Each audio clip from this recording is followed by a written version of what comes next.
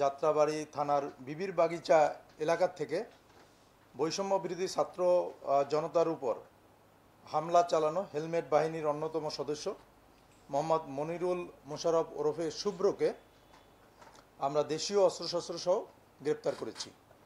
আপনারা জানেন যে এই শুভ্র যাত্রাবাড়ি এলাকার কুখ্যাত সন্ত্রাসী শুটার লিটনের অন্যতম সহযোগী।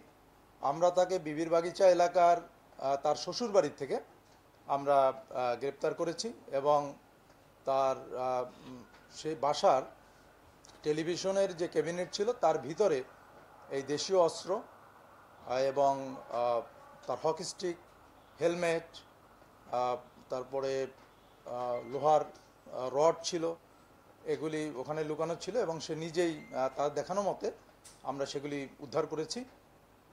এবং এই অস্ত্রগুলি যখন ছাত্র আন্দোলন চলছিল তখন এগুলি ছাত্রদের উপরে ব্যবহার হয়েছে এবং আপনারা এটাও দেখেছেন বিভিন্ন ভিডিও ফুটেজে যে শুটার লিটন অস্ত্র হাতে, এই ফুটেজ কিন্তু আপনাদের সবাই দেখেছেন আপনারা, যে অস্ত্র হাতে সে ছাত্রদের উপরে হামলা করছিল।